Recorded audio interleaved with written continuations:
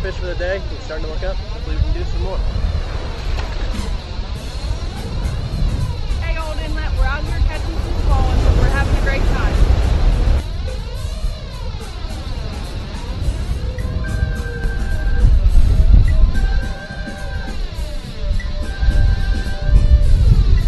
Yeah, we're gonna go 13.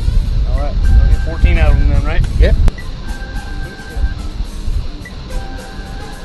Almost at 12. Right there, that's the tail. He's at 12. I'll give you 12. Make 12. Yep. Let me go get ready. And I got this skate. I called the whole 18. 18.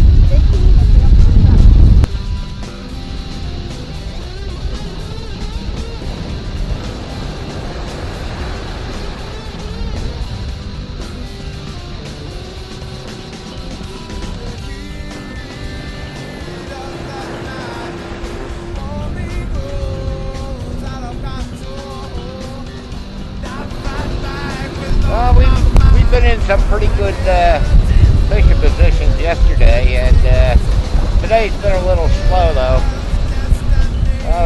Sam came down with me this week, and pretty much the student showing the teacher how to catch fish. He's been hot. I think he has about 8 fish scored this weekend so far. As far as goes for me, I put 17 kingfish on the beach, and unfortunately only 2 of them scored. I'm picking up all the babies that he's leaving behind. Today's conditions aren't too bad. The north wind is hampering us a little bit, but I think the biggest problem we got right now is this muddy water, and it's probably all from the dredging. But everybody's on the same terms, so fish through it, hope for the best. Yeah, this is Saeed, Washington, D.C., fishing out here on day 1. Had a 9-foot Ocean Master with the Puma 40 series, 30-pound red braid on it. And I was sitting where I am now at the back of the truck, and I was alerted by one of my cousins that said I had a hit. Rod bent over, ran a little drag. I went down and proceeded to reel it in, and I thought that there was nothing on it. Thought it was a skate actually, and come to find out when they got up on the beach, it was a red trump, 27-inch blue tail. It was a nice fight. That was my first experience with the red trump. That was a nice fight. Hey, this is Chris Irby. We're at the 16th annual Delaware Seashore Fall Surf Fishing Classic. The Classic was a great time. It's a 2-dayer. It's brought to you by Old Inlet Bait and Tackle. They're at oldinlet.com. The tournament is now over. I wanted to bring up a couple of guys here, very experienced. They fish these tournaments all the time, and they're going to give you some rigging techniques. But first of all, I'd like to talk to them about what they thought about the tournament. So I got Jason Sneed here with You Sneed Disc Gear, and I got Alan Rosenberger. How are you? Jason, what did you think about it? It was a kind of a slow day starting out. We did pretty well. With the smaller fish, nothing really scored a lot.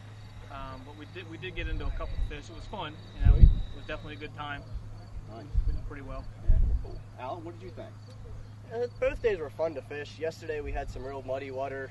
Last night we had the front of the storm come through and high pressure. Did better both days earlier in the day and still managed to score a couple fish. Right. So I guess you guys heard about the big fish. Oh yeah. So, 3 R's. Yeah, 3 R's. 27-inch red drum was caught. Did get a little film talking to the gentleman that caught that yesterday, which is pretty exciting. Absolutely. They're out of state and they were in the tournament, which is really great. So their Old Inlet's really getting out to the public on their tournament. All right, guys, this is Jason with You Sneed Disc Gear.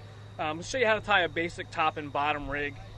Typically, I start off with a 30-pound mono, pull off a pretty good length of probably about an arm length and a half of the mono.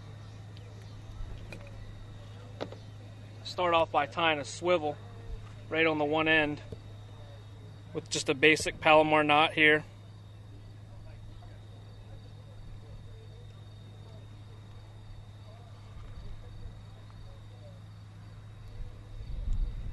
Once you get that nice and tight, pull your main line and your tag end. Make sure it's a good knot. Trim your tag end so it doesn't get caught on anything. Come up probably about 12 inches from that swivel there. And you can start a basic small overhand knot. Run your swivel through there about 6 times. 4, 5, 6. Now from here, this is going to be a drop loop. You can actually adjust the size of it.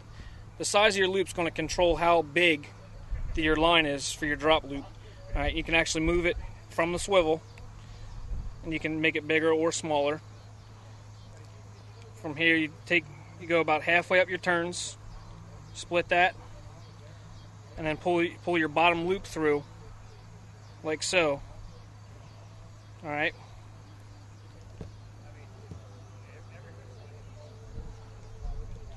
And there you've got your basic drop loop. All right, we're going to do 2 of these on this line, and it's all preference. You can put this anywhere on this rig that you'd like. I typically go about 24 to 30 inches away from the bottom piece, and do another one, or the top rather. 1, 2, 3, 4, 5, and 6. Just as a demonstration, I'll tie this one a little bit bigger, so you can see how much of a difference it'll make with your loop. Again, split them in half here. Pull the small loop through. Usually I use my mouth for this. It makes it a little bit easier.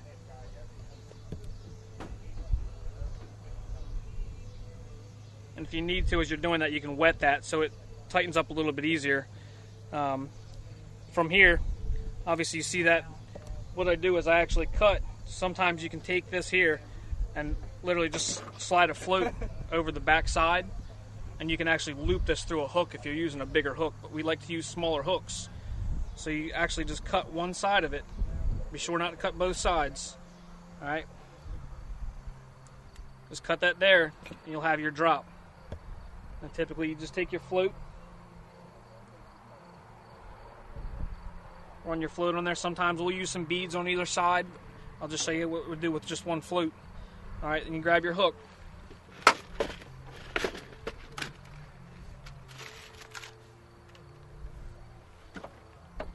A couple different ways you can snell this, or you can just tie a basic clinch knot, or you can tie a Palomar knot. It's completely up to you. What I'm going to do is just a basic clinch knot here.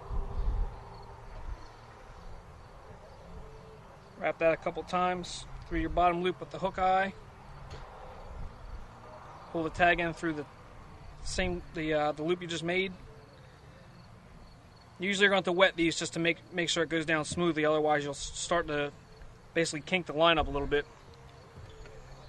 You wet that with your mouth. You push it on down. You pull the tag end up. I usually use my teeth to pull the tag end tight. And you can run that all the way down to the hook. If I'm tying these at home, I'll usually have a little bar that I'll set in here just to pull tight on it to make sure that clench knot's all the way down. All right, and there's pretty much like a 10 inch drop loop, a drop off of your rig. When that's out in the water, it'll sit up there and float with whatever piece of small bait you have on there, whether it be fish bites or bloodworm, or maybe some cut mullet or spot, something like that. We'll do one more on the bottom, and I'll show you how to finish it off with the perfection loop on the bottom.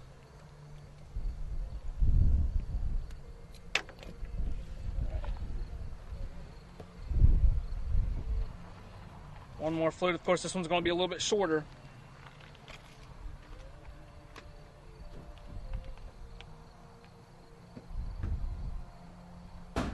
Just another clench knot on here.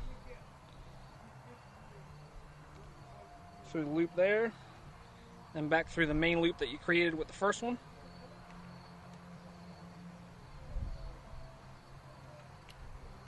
Wet that so it slides down nice and easy.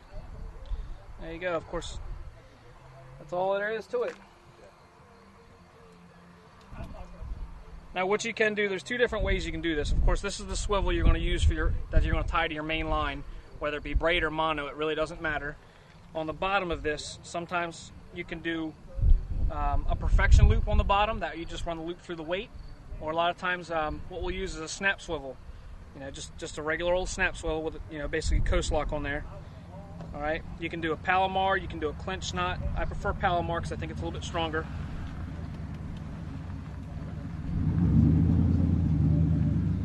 It's pretty simple. Like I said, keep your tag end tight, pull your tag end in, and pull your main line through as well. Trim your tag end off. And there you have it. You're ready to go fishing. Basic top and bottom rig. Put whatever bait you want on there. Catch some fish.